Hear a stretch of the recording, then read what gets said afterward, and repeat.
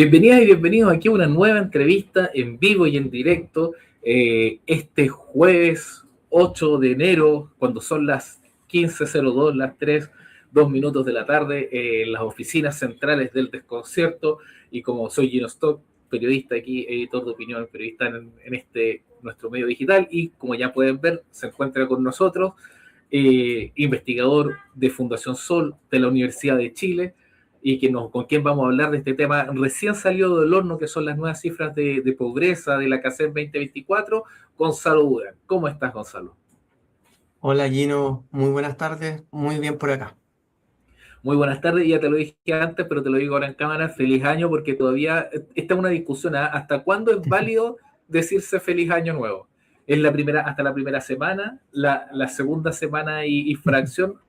Mira, yo creo que estamos entre la primera y la segunda semana tolerable. Después de la tercera semana ya mal gusto, ¿no? Sí, la primera semana es tolerable, sí. Feliz año para ti también, Gino, y para todo el equipo. Muchas gracias. Sí, estamos conversando aquí en el desconcierto en este verano que no para. Nosotros hemos estado ahí también, hemos estado con pocos en vivo, pero estamos con muchas grabaciones. Hoy día estuvimos ahí en Codelco con Máximo Pacheco hablando de No Bandino y este nuevo proyecto. Ayer estuvimos con Guido Girardi, el tema del Congreso Futuro, entrevistas que van a poder ver en YouTube ahí en el desconcierto este fin de semana. Vamos a hablar con la ministra de Minería y tantas otras cosas más. Así que los dejamos invitados siempre que nos sigan ahí en nuestras redes sociales y estén atentos a los productos audiovisuales que estamos haciendo, pero los live que seguimos manteniendo y que vamos a mantener también en este año, porque por supuesto que siempre son muy agradables y muy entretenidos, son los que tenemos con nuestros amigos y amigas de Fundación Sol, que son cada dos jueves, jueves por medio, que nos estamos juntando a conversar. Y bueno, justo hoy día más encima coincidió que recientemente, hace un ratito, unas horas, se lanzó la CACEN 2024. Recordemos que la CACEN es uno de los, el mejor instrumento para medir la pobreza en Chile, diría, o uno de los más importantes, si no el mejor. Eh, y que, bueno, tiene un desfase, obviamente. Nosotros estamos hablando de la CACEN 2024, pero es la última, es la que corresponde al periodo que estamos viendo ahora, 2025, comienzo de 2026. Eh, y se hace, me corrige, se hace cada 2 años, ¿no, Gonzalo? Fue Sí, cada 2 2020, años. 2020, 2022, 2024, 2026. Y Sí, habíamos hablado la última vez sobre los últimos cifras de pobreza, también hablando obviamente de la casera anterior. Y recordábamos que, claro, hubo harta bataola, porque la última, bataola, palabra, estoy con el diccionario antiguo hoy día, pero la última CACEN fue bastante favorable al gobierno por el tema de hablaba de una baja importante en pobreza, que era interesante, pero había también un instrumento paralelo en el que tú participaste de medición de pobreza, que hablaba que si bien había una baja, hay una cifra no considerada de pobreza real, y que en ese entonces, con esa medición, alcanzaba al 20%, que es una cifra brutal.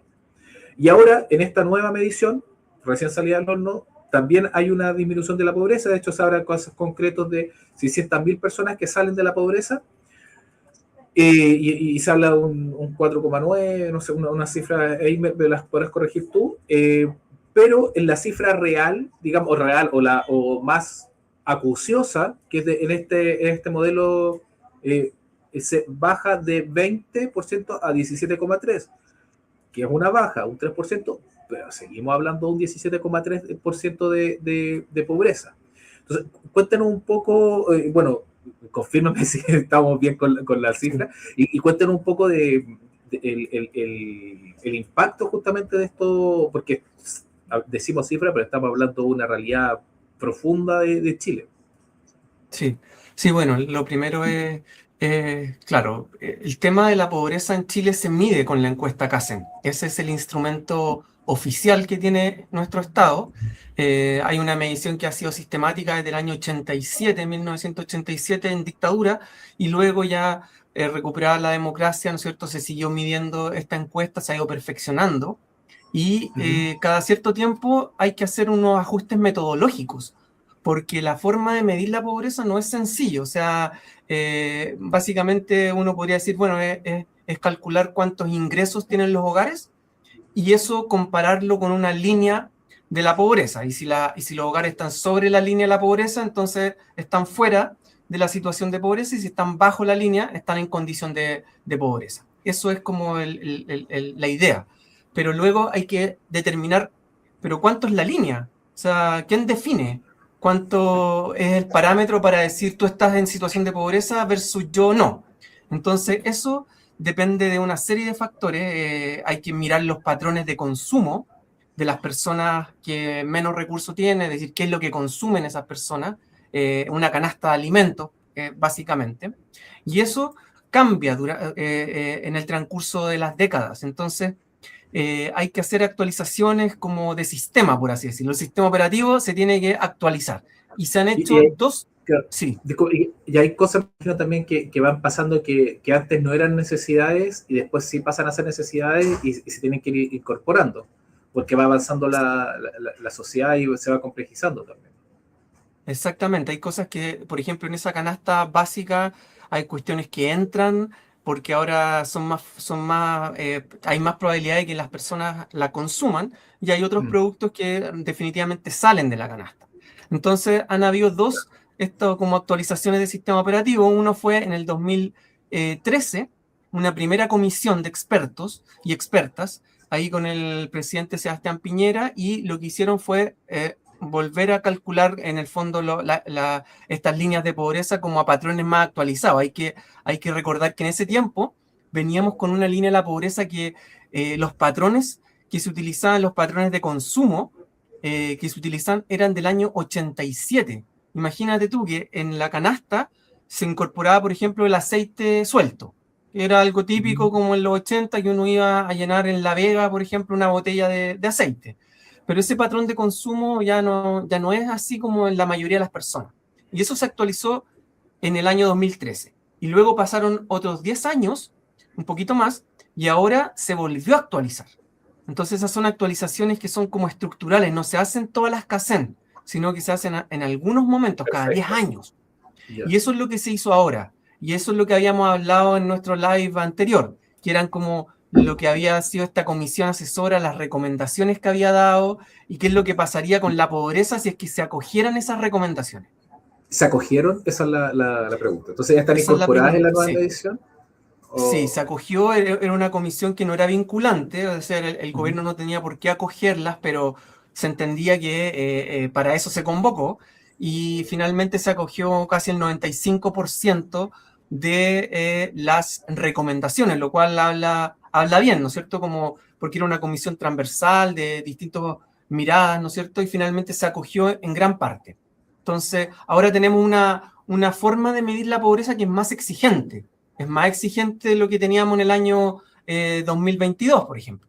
¿Ya? Y por eso también las cifras vamos a ver que son más altas, pero eso, más que ahí es donde tenemos que hacer un análisis bastante como crítico, ¿no es cierto? Porque estamos diciendo que en Chile, de acuerdo a la última información disponible, lo que hoy día se entregó, hay cerca de 3,5 millones de personas en situación de pobreza. A mí es importante hablar de eso, que son personas, ¿no es cierto? Detrás de los números hay personas, familias. Y estamos hablando de 3,5 millones de personas que están en situación de pobreza por ingresos, y eso en términos porcentuales no equivale a un 17,3%. Y eso es llamativo, porque estamos hablando de un país como Chile, que desde el año 2013 es un país de ingresos altos, así está clasificado en el estándar mundial. Es un país que pertenece al club de países ricos de la OCDE, y que sin embargo tenemos 17% de pobreza. Eso es, yo diría, una suerte de anomalía dentro del concierto de los países ricos, entendiendo que nosotros estadísticamente para el mundo somos un país rico. Entonces ahí hay una cosa que hay que tener en cuenta al momento de hacer este análisis. Claro, bueno, se complejiza todo un poco al pensar que se viene un periodo en el que el proyecto político que va a dirigir el país no tuvo y no tiene en su proyecto, en su programa, justamente abocarse a reducir la desigualdad. No, sí habla de crecimiento económico, habla de reducir toda la burocracia o fiscalizaciones para la inserción de nuevos proyectos, que puede ser bueno o malo, sobre todo pensando en el medio ambiente más complejo, y sabemos y lo hemos conversado en otras instancias, el crecimiento económico per se no aborda el tema de la desigualdad. Tuvimos, para ejemplo, el mismo periodo de la concertación en que el chorreo te puede reducir un poquito la pobreza, pero no te desarma estos grandes polos estructurales de inequidad y de falta de acceso a bienes, a servicios, a recursos. Entonces, es un panorama bien complejo, sobre todo, claro, que nos estemos dando cuenta ahora, que estemos sincerando las cifras, que estemos siendo honestos con esto de que en Chile había un 20%, bueno, ahora un 17%, pero sigue siendo cercano al 20% de pobreza, y que no tengamos nada para ello, para reducir esa cifra, para hablar de esa pobreza real y trasladarla a un mejor estándar de vida. Bueno, con Gonzalo recién hablábamos antes de empezar el live, que también que habían cifras bastante impactantes lo que eran en el tema de los ingresos de hogares. Yo creo que eso es bueno repasarlo y verlo, y siempre también recordar que estamos hablando de uno de los estudios más serios que hay en Chile, porque mucha gente que nosotros vemos nuestro entorno y nos cuesta decir, no, pero ¿cómo va a haber un 20% de pobreza en Chile? Si mira, yo veo, aquí están todos comprando, de los estadios, los conciertos se llenan, no sé, el comercio, está todo, en la vida están todos comprando, pero ahí está el tema de que, bueno, lo que uno alcanza a ver es bien reducido comparado a lo que es una realidad nacional y muchas cosas que justamente no se ven, y para eso están los estudios, las cifras, los grandes análisis, los análisis porcentuales, y entender esos datos es lo que nos puede permitir traspasar nuestros propios prejuicios y entender, bueno, por qué hay un 17% de pobreza en Chile. Cuéntanos un poco más del tema de los ingresos por hogar y otros desgloses ahí. Sí, ahí también para ir como educando también, ¿no es cierto?, a quienes nos están escuchando, si es que se puede, ¿no es cierto?, cuando uno mide la pobreza hay que considerar todos los ingresos que tiene un hogar. Entonces, en los ingresos uno puede identificar distintas fuentes. ¿De dónde viene la plata en los hogares? Uno podría decir, bueno, la principal fuente de los ingresos es el trabajo. Entonces, salario, ingresos que de repente uno va y vende alguna cosa en la calle, ¿no es cierto? Y eso también es ingreso de un trabajo de venta, por ejemplo. También están las pensiones. Y también vamos a ver que hay personas más ricas, ¿no es cierto?, que ellos obtienen sus ingresos a partir de lo que son las ganancias del capital. Es decir, ellos invierten, por ejemplo, en acciones, en instrumentos financieros que les dan intereses, y con eso también tienen ingresos. Vamos a ver que también hay otras personas que obtienen su ingreso a partir de las rentas.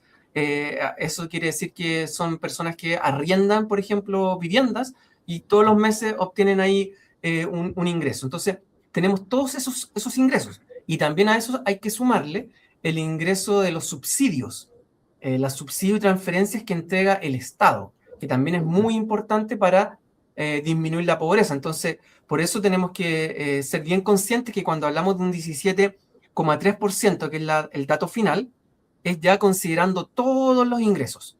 Y eso quiere decir que el Estado ya hizo su aporte a partir de los subsidios. Y uno podría decir, chuta, entonces la pobreza, si es que sacamos la ayuda del Estado y nos concentramos solamente en los ingresos como autogenerados que cada familia puede generar, probablemente es más de un 17,3%. Y la respuesta es afirmativa. Cuando uno, con estos mismos datos que hoy día se publicaron, y nosotros decimos, bueno, hacemos la siguiente pregunta: ¿cuánto sería la pobreza si la calculamos exclusivamente con los ingresos autónomos ¿Qué quiere decir autónomos? Que cada uno de forma autónoma lo genera, ¿ya? Sin apoyo del Estado. Y si calculamos esa pobreza, vamos a ver que al menos es de un 25%, es decir, al tiro sube 8 puntos porcentuales. Y esa también es una pobreza que yo creo que deberíamos discutir, porque nos lleva de inmediato a la discusión de dónde viene la pobreza. Y ahí estamos hablando de que casi un 25%, ¿no es cierto?, de la población estaría en condición de pobreza si la medimos solo con los ingresos, por ejemplo, del trabajo, de las pensiones, y eso rima bastante con la cuestión social que estamos mirando hoy en día, como el problema de las bajas pensiones, el problema de los salarios. Esta misma encuesta nos da cuenta de que la mitad de las y los trabajadores está obteniendo ingresos que son menores a 630.000 pesos líquidos. ¿Ya? Es un dato que es demoledor, o sea, la mitad gana menos de 630.000 pesos por la ocupación principal. Entonces, eso nos lleva, ¿no es cierto?, de inmediato a la reflexión de que si tenemos tanta pobreza en nuestro país, también vamos a ver que tiene que ver con los bajos niveles de salarios, los bajos niveles de pensiones, y el mundo del trabajo, en el fondo, se transforma en una cuestión gravitante. Y aquí quería dar solo un dato más, ¿sí? Que tiene que ver con, hoy día también en la presentación, la ministra mostró los datos de los ingresos de los hogares, ¿ya? Desglosado, por ejemplo, ingresos del trabajo, ¿ya? Entonces ahí están los ingresos del trabajo, y decía, estos son los ingresos del trabajo que en promedio tienen los hogares, el decil más rico, el 10% de los hogares más ricos tiene un ingreso del trabajo superior a los 4 millones de pesos, en promedio, y luego decía, ¿y qué es lo que pasa con el 10% más pobre? El 10% más pobre tiene un ingreso del trabajo que es de 52.000 pesos. 52.000 pesos mensuales por hogar. Entonces ahí uno más o menos va entendiendo cómo es la dinámica, ¿no es cierto?, de la pobreza. Eso suena, honestamente suena a esclavitud. O sea, hoy en día que te ingresen 52.000 pesos mensuales por hogar, netamente por tema de trabajo, como no sé, no, es que estás viviendo en una situación de extrema pobreza, pauperización total de la calidad de vida. Cuesta, cuesta, y yo sé que ese es el problema porque probablemente quienes nos están viendo, nosotros nos estamos comunicando a través de un computador, estamos en una oficina, estamos en una realidad en que podemos, aunque aunque nos movamos en transporte público, igual es un transporte público relativamente decente, vemos un Santiago y una realidad bien estructurada, bien armada, pero está esa realidad, los datos no la están diciendo, las encuestas no la están diciendo, que hay un 10% de las familias más pobres tienen ingresos de 52.000 pesos a nivel de hogar mensuales, y uno no lo ve. Y los medios de comunicación hemos hecho un pésimo rol, un pésimo trabajo en mostrar eso. Nos hemos enfocado en otros dramas, nos hemos enfocado en temas de dramas que son dramas reales, como la seguridad, nos hemos enfocado en otros aspectos, pero eso, la pobreza como que parece que dejó de existir después de la pandemia, del 2019/pandemia. Disculpa. Y claro, y ya era un llamado a alerta el trabajo que habían hecho, que habíamos visto el año pasado, de que nos estaban diciendo que hay un 20% de personas en la pobreza, y sigue siendo un llamado a alerta. Se redujo, pero se redujo marginalmente. Sigue siendo, y más encima, volvemos a la cuestión del periodo y el momento en que nos enfrentamos. O sea, el programa de gobierno del actual presidente electo incluye reducir 6.000 millones de dólares el gasto fiscal, y estamos viendo, esto mismo que nos contaba Gonzalo, que sin las ayudas fiscales la pobreza subiría de 17 a 25%. Un cuarto de la población de Chile estaría en situación de pobreza. no es que el 17 sea poco, pero subir 8 puntos, que es la mitad, o sea, una alza del 50% en la pobreza, es brutal. Entonces, sí, es bien complejo este escenario. Es muy bueno que tengamos las cifras. Es muy Sí, bueno que podamos hablar, que por fin podamos hablar después de varios años, y si no décadas, que podamos hablar realmente de cuál es el peso de la pobreza en Chile, porque esto está oculto y sigue oculto, y insisto, los medios de comunicación hemos hecho un pésimo trabajo en esto. Eh, pero bueno, ahora que estamos hablando de las cifras, el tema es qué se viene, qué vamos a hacer con eso. Y ahí es donde viene este tema un poco desalentador, ¿no? Porque no se ve como una intención de querer avanzar en esta línea en lo que vamos a tener como gobierno a partir de 12 de marzo. Y bueno, solamente antes de darte la palabra, recordar que estamos en vivo y en directo aquí en el desconcierto, en el live, por si nos quieren también, obviamente, opinar, mandar sus mensajes, escribirnos a través de las redes sociales del desconcierto, estamos conversando con Gonzalo Durán, investigador de Fundación Sol y de la Universidad de Chile, sobre los últimos datos que salieron hoy de la CACEN 2024, que hablan de que efectivamente hubo una reducción de la pobreza. 600.000 personas salieron de la pobreza, se redujo la pobreza real de un 20% a un 17%, un 3%, pero seguimos hablando de un 17% de personas en pobreza, de 3,5 millones y de familias que están recibiendo 50.000, 52.000 pesos mensualmente, en el decir más bajo, para poder claro. los pies sobre la tierra. Claro, claro, y un dato más que es bastante decidor. Cuando uno mira esos 52.000 pesos y uno lo compara con qué es lo que pasaba años anteriores, ¿ya? Y uno dice, bueno, vámonos al 2017, ¿ya? Que es un año que es relativamente normal, económicamente bueno en comparación con lo que fue la pandemia, con lo que después vino la recuperación, 2017. Y el 2017, ese mismo primer decil, ese 10% de los hogares más pobres, por concepto de ingresos del trabajo, recibían 130.000 pesos en promedio. Y ahora 52.000 pesos en promedio. Entonces también uno dice, oye, ¿qué está pasando? ¿No es cierto? Y ahí Gonzalo, disculpa, ¿eso es traspaso neto o es traspaso contando inflación? eso es neto, o sea, hemos controlado por inflación, está todo a precios o a pesos de noviembre del año 24. Entonces ahí Oh, no está el efecto de la inflación. 130.000 en el 2017 versus 52.000 en el año 2024. Y uno dice, ¿y cómo es posible que aún así la pobreza haya bajado? Entonces ahí la respuesta es bastante evidente. Eso se hace a través de subsidios del Estado.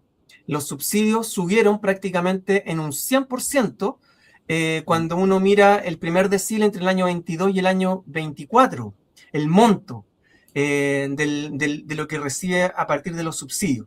Entonces, es una discusión que yo creo que como sociedad igual hay que darla, es decir, si nosotros queremos seguir en la lógica de parchar la pobreza por la vía de los subsidios, nosotros no es que digamos que los subsidios no hay que darlos, obviamente los subsidios es algo que se necesita, sobre todo si es como la figura de una persona que se está ahogando en el mar y necesita un salvavidas. Está bien, hay que dárselo, pero el problema estructural que uno observa con los datos de manera súper nítida tiene que ver con el mundo del trabajo, con qué es lo que está pasando con los salarios, las remuneraciones, la empleabilidad que existe en Chile, y ese problema ningún gobierno de turno se ha querido hacer cargo. Entonces ahí lo que uno prevé para el futuro tampoco se ve muy claro, porque estamos hablando de un gobierno de emergencia, como lo han llamado ellos, que más bien lo que apuntan es a flexibilizar aún más las claro. condiciones de trabajo. Y eso Gonzalo, flexibilizar básicamente es precarizar. claro, Sí. claro. Y en esa línea, ¿existiría alguna posibilidad de que estas cifras tan bajas de ingreso en el decil más pobre también estén, entonces, no maquilladas, pero digamos, influidas por la informalidad y que hayan ingresos que no se cuentan o que no se señalan en la encuesta? Podría ser que se matizara un poco. Probablemente no van a salir de la línea de la pobreza, pero digamos que no fuera tan brutal como se lee, o no o es algo más o menos que está En, cerrado en esas cifras. en general, estas encuestas, que son encuestas de hogares, está bastante comprobado de que estiman muy bien lo que pasa con la realidad de los hogares en cuanto a las fuentes de ingresos. Por lo tanto, ahí yo no pondría la voz de duda. Son ingresos efectivos, esos son los promedios. Lo que sí incluyen rentas de trabajo informal, y que lo más probable es que para el decil más pobre haya mucha más informalidad, ¿no es cierto? Y los ingresos vengan de rentas más informales. Pero de que el dato es lo que es decir, 52.000 pesos en promedio para el decil de ingresos más pobre en lo que tiene que ver con ingresos del trabajo. Entonces ahí yo creo que es una reflexión y un debate profundo que hay que dar como sociedad en relación a cuál es el valor de la fuerza de trabajo, lo que se está pagando hoy en día. Piensa tú que el salario mínimo, que es una discusión que tuvimos, lo hemos tenido también en otros live, se ha dado a nivel nacional. Hoy día, el salario mínimo a partir del 1 de enero del año 2026 es de 539.000 pesos brutos. ¿Ya? 539.000 pesos brutos, que en términos netos o líquidos al bolsillo, lo que queda para gastar, son aproximadamente 430.000 pesos. Eso es lo que queda para poder de consumo, porque el resto son impuestos que uno paga. Entonces, 430.000 pesos. Con lo que se acaba de publicar hoy día, uno podría hacer el siguiente cálculo. Decir, bueno, ¿qué pasa con un hogar de 3 personas? Pensemos en un hogar de un adulto o adulta y 2 niños o niñas, ¿ya? 3 personas, donde obviamente solo una puede trabajar. Un adulto y 2 niños, 3 personas. La línea de la pobreza familiar para ese hogar que arrienda, un hogar que arrienda, la línea de la pobreza serían cerca de 780.000 pesos. ¿Ya? Si eso tú lo comparas con el salario líquido que te acabo de mencionar, que eran 430.000 pesos, la conclusión es que el salario mínimo te cubre un 54% de la línea de la pobreza para ese caso, que no es un caso muy rebuscado. Estamos hablando de alguien que arrienda, que tiene 2 hijos, y por lo tanto ahí nos da cuenta de que la política de salario mínimo también está muy desalineada de lo que es un estándar de vida mínimo. La discusión no se ha puesto en debate para qué alcanza el salario mínimo, que es algo que es básico. Y recordamos que también cuando hablábamos de la mediana de ingresos, es que no es que, no sé, un 10% o un 20% de las personas estén percibiendo el salario mínimo, sino que más de la mitad de las personas están ganando cerca, bueno, un poquito más, era 630.000 estaba la mediana. Claro, ahora con lo que se publicó hoy día, esa es más o menos la mediana de salario, 630.000 pesos. 630, que digamos la mediana es el 50%, es el 50%, o sea, el 50% de la población gana de 630.000 para abajo, y el 50% gana de 630.000 para arriba. Pero entonces tienes que por lo menos un 40, por lo menos más estará ganando el salario mínimo, cerca del salario mínimo. Igual, y 630.000, digamos, tampoco te permite salir de la línea de la pobreza en ese ejemplo que tú dabas, porque te estaba sobre 700. Entonces, o con un hijo, o también te va a permitir estar muy justo, que tampoco digamos, tampoco tenemos por qué pelear la línea de la pobreza. O sea, si somos un país OCDE, somos un país con recursos, somos un país en el que hay plata, en el que hay minería, hay innovación, hay comercio, hay de todo. Tampoco deberíamos aspirar a que, oh, qué bueno, que estamos todos ahí justito en la línea de la pobreza. ¿No?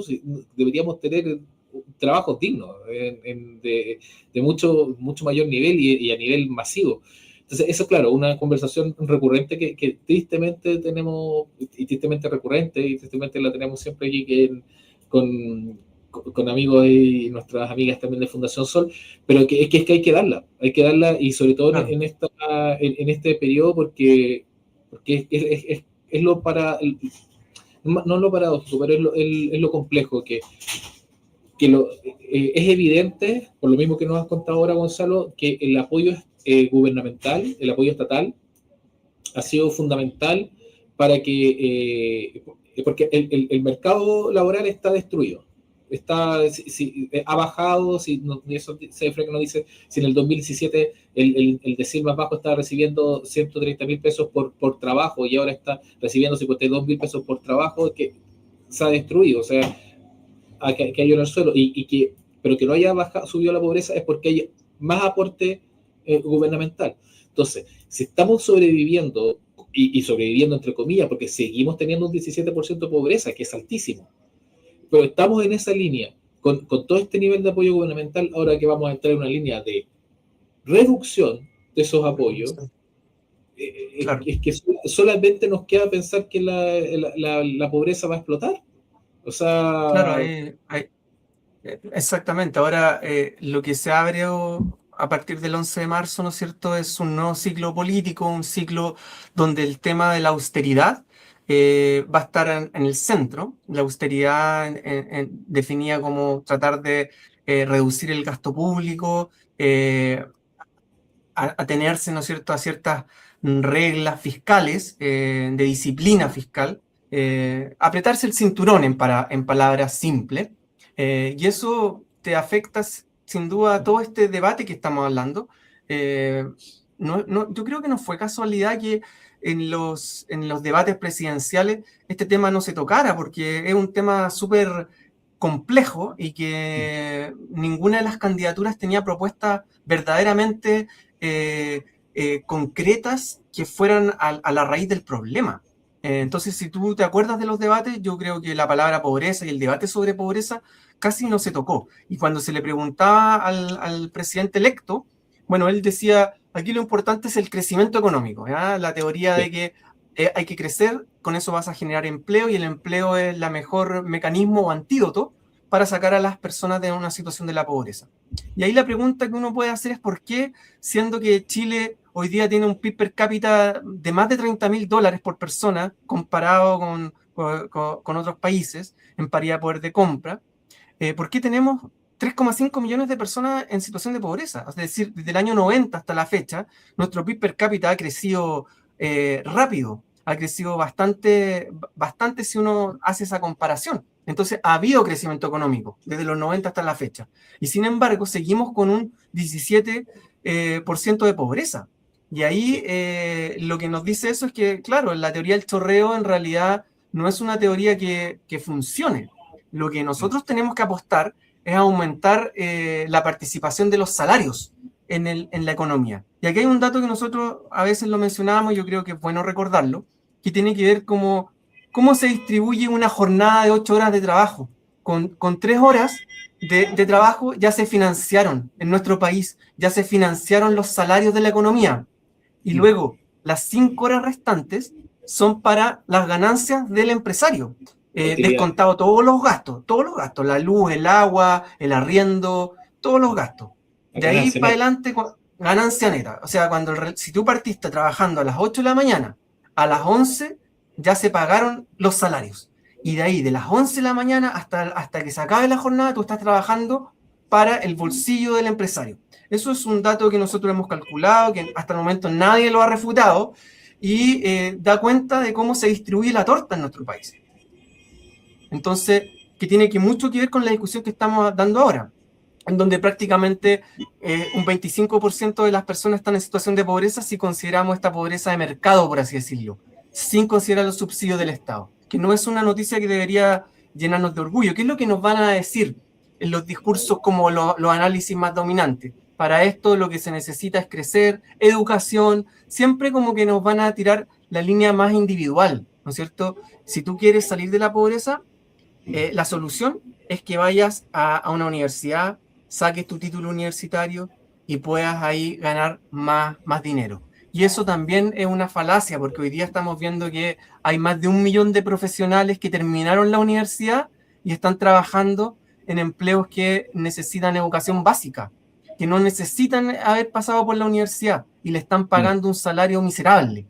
Entonces ahí más bien es una política de la educación que ha ido a fortalecer los grupos económicos, a enriquecerlos por el lado de lo que es el negocio de la educación. Entonces aquí lo que se deja de lado es el componente colectivo, que no entra en el debate. No es casualidad que el gobierno de Boric, por ejemplo, todavía, quedando 20 días, apenas 20 días como legislativo, porque después viene el receso de febrero, En febrero, todavía claro.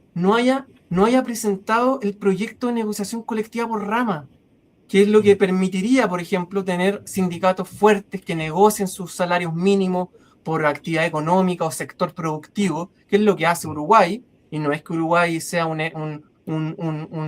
país que esté Soviético, ¿no? en Claro, desgracia, claro, claro, es lo que sí. hace la mayor parte de la Unión Europea, y resulta que el gobierno actual todavía no presenta ese proyecto, lo debió haber presentado los primeros 100 días. Entonces ahí es donde uno dice, ¿dónde están las prioridades? Claramente no está la prioridad en fortalecer lo colectivo, fortalecer a los sindicatos, lo que es la negociación colectiva, si es que todavía no se presenta. Sí, hay una gran deuda ahí porque también no es baladí ni es azaroso lo que dice Gonzalo, porque está comprobado, o sea, hay varios estudios al respecto que los sueldos mejoran cuando hay un sindicato. Uno puede tener miles de críticas, puede tener aprehensiones, puede decir que incluso, no sé, que hay un exceso porque está siempre el sindicato pro empresa, el sindicato de empleados, el sindicato como en Chile hay muchas situaciones complejas a nivel de sindicatos, pero si hay algo que trasciende el criterio que cada uno pueda tener o las, las percepciones positivas o negativas, es que los sindicatos mejoran los sueldos. Sí, Y, eso es una verdad absoluta, claro. y, el, y, el, Y, y y, el- y que los sueldos en Chile son malos y que sí, el empresariado en sí no mejora los sueldos cuando les va mejor. No, no, no, no, no hay un, no hay un traspaso de la mejora en productividad o de la mejora en ganancia a los trabajadores, no hay una mejora proporcional. de hecho, de hecho hay algunos casos donde hay un empeoramiento. De hecho, eso lo estamos viendo en grandes empresas, que lo que hacen es no pagar el IPC. Es decir, Mira, no actualizan los salarios por IPC, y el IPC, lo mientras mínimo. suba el costo de vida, si no te suben los salarios, uno cada vez es más pobre, te alcanza para comprar menos cosas. Otra cosa que son fundamentales los sindicatos, hoy día iba pasando ahí, cuando iba la presentación de los resultados, por Moneda con San Antonio, donde está la Dirección del Trabajo, una de las oficinas principales. Y algo que llama mucho la atención es que afuera de la Dirección del Trabajo siempre hay muchas personas así como que están ahí como diciendo, oye, necesitas ayuda porque van para la dirección. Entonces son como que ofrecen asesorías, como los abogados, pero es como todo individual. En otros países todo eso no existe. En Uruguay no existe esa situación. Lo que hay son los sindicatos. Los sindicatos son los que te protegen, los que van a negociar con el Estado, los que van a poner los abogados y los que van a proteger tu empleo. Entonces eso también es algo súper característico de Chile, que de repente, claro, uno ve que pueden subir los salarios, por ejemplo, sube el salario mínimo, y de repente las empresas dicen, no, yo voy a despedir. Y puede despedir fácilmente. Y eso pasa porque no hay sindicatos fuertes que pongan ahí la cara, ¿no es cierto?, que resistan. En otros países, Claro. con sindicatos fuertes, lo que sucede es que finalmente tú puedes tener aumentos salariales y la empresa no te va a poder despedir. Porque si intenta despedirte, entonces el sindicato del sector económico va a estar ahí para proteger tus intereses. Eso finalmente es algo que es propio de cómo funciona el capitalismo, que está bueno que lo conversemos, porque finalmente el capitalismo, hay personas que venden su fuerza de trabajo y hay otras personas que están comprando tus horas y tu fuerza de trabajo, y ahí hay una lucha entre ambos sectores, entre ambas clases sociales. Y por lo tanto el sindicato es algo que es fundamental para esa defensa de los intereses de las y los trabajadores.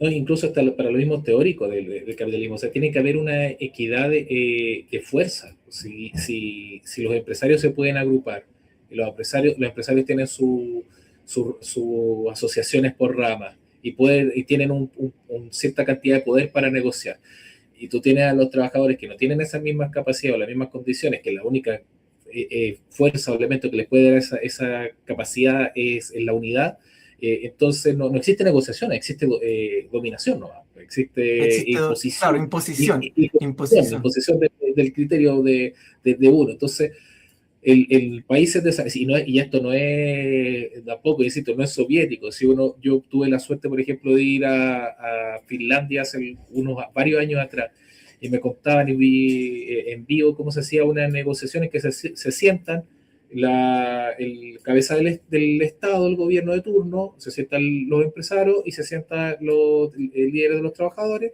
y acuerdan entre los tres los reajustes para el año y cómo, cuánto se va a subir el sueldo, cuánto no, y un gran acuerdo nacional, y eso lo llevan haciendo décadas. De hecho, alcancé a ver justamente la primera vez que eso no ocurrió porque estaban con unos problemas de cuando había quebrado Nokia, y hubo unas protestas y lo volvieron a hacer. Ahí lo alcancé a ver después de ese proceso. Pero fue un paréntesis de décadas que siempre lo hicieron, lo volvieron a seguir haciendo. Entonces, eso es lo que pasa en general, porque es lo lógico. O sea, uno no puede, si uno no tiene fuerza o capacidad o potestad para negociar, no estás negociando, estás acatando. Y ya estamos claros que, porque eso ya hay estudio, análisis larguísimo, de que si es que no se negocia, no se suben los sueldos. Si es que no existe por mutuo propio, por muy bien que el chorreo no se da, no existe. Eh, no hay no existe esa buena voluntad de hoy, no está yendo bien, que nos vaya todo bien. El ser humano, por lo menos, o por lo menos nuestro ecosistema empresarial, no ha sido así, no es así y probablemente no sea así a futuro. Entonces hay que generar otras instancias de conversación. Y para eso Claro. los trabajadores tienen que tener sus herramientas. Exacto, entonces ahí es donde este debate que uno podría decir, pero ¿qué tiene que ver esto con la pobreza? Y uno dice, bueno, en realidad tiene mucho que ver con la pobreza. Esto que estamos conversando acá, Gino, probablemente no va a salir hoy día en los noticiarios hegemónicos, ¿no es cierto? Como los analistas que estén ahí en esos noticieros nos van a decir, mira, aquí el tema de la pobreza tiene que ver con lo que ya veíamos antes, la educación, la falta de oportunidades. Pero la arista, ¿no es cierto?, de la distribución de la riqueza al interior de los lugares de trabajo, es una arista que permanentemente ha sido dejada de lado. Y eso ha sido dejado de lado de manera intencional, ¿no es cierto?, para mantener los niveles de acumulación que hoy en día tienen ciertos grupos económicos en nuestro país. No es casualidad que ya se filtró quién iba a ser el próximo ministro de Hacienda. El próximo ministro de Hacienda, Jorge Quirós, ¿no es cierto?, el economista que estuvo detrás también de las colusiones, del escándalo por las colusiones. Y este anuncio, el presidente electo lo hizo en una instancia con los empresarios. O sea, antes de decirlo oficialmente, él lo que hace es decírselo a los empresarios. Eso es una señal súper clara de qué es cómo funciona la economía política, ¿no es cierto?, de lo que va a venir de aquí para adelante. Por supuesto, y claro, es que al final estamos hablando ni siquiera es que esto no es hablar de cambios de modelo, cambios estructurales, en la misma teoría capitalista hay aspectos de sanidad del modelo. Bueno, y uno de los aspectos de sanidad justamente es que no haya colusiones. Las colusiones son como el cáncer del modelo, es lo que te impide que exista libre mercado realmente, y tienes ahí que una persona que para las mismas condiciones, la misma mentalidad de lo que debería ser un capitalismo sano, lo ha hecho todo mal, ha sido un adalid de la acumulación, va a ser el encargado de la acumulación espuria. Entonces va a estar encargado de un ministerio complejo. Y en lo otro que estamos hablando, me acordaba que hay en países también del orbe occidental, capitalista, etcétera, hay medidas que son muy sensatas, por ejemplo, en las empresas, que tienen normativas que hacen que el sueldo, por ejemplo, que el sueldo de el top tier, el nivel de más alto ingreso, no puede ser más de 10 veces, le ponen 10 o 15 veces que el sueldo del nivel más bajo.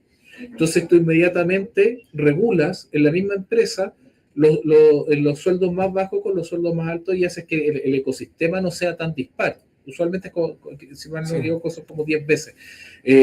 Pero acá tienes diferencias 50 veces, entonces, que son brutales y no hay ningún interés natural en tratar de reducir eso. O sea, para la gente que, digamos, que dirige empresarialmente este país, ha vivido con esa lógica siempre y va a poder vivir con esa lógica más adelante. Si es que no hay regulaciones o si es que no hay una capacidad real de poder negociar por parte del mundo del trabajo. Sí, exactamente. De hecho, cuando uno mira esas reglas, Gino, lo que muestran los estudios es que, de hecho, en la antigua Grecia ya Aristóteles, Platón, ellos mencionaban esta regla de las 10 veces, incluso un Así. poquito menos, 6 veces. Entonces, es una cuestión así de histórica, ¿no? No tiene que ver con los desarrollos más contemporáneos. Y ellos lo veían como una cuestión para proteger también la democracia, la discusión, porque no puede ser que tú tengas distancias tan siderales como puede ser hoy en día, que en una empresa fácilmente, si tú consideras los directores de una gran empresa, tú puedes tener alguien que gana salario mínimo, 539.000 pesos brutos, y el director fácilmente puede ganar 100 veces más que eso, Sí, con los bonos, con todo. sí, Entonces ahí obviamente se genera una brecha que en términos, si uno quiere, como de democracia industrial, como al interior de los centros de trabajo, es una cosa absurda. Entonces, sin duda que ese tipo de medidas son súper valorables en muchos países, como tú señalas, sobre todo a través de la negociación colectiva. Ahí logran ese tipo de acuerdos, que la brecha entre el que más gana y el que menos gana no puede ser de tantas veces.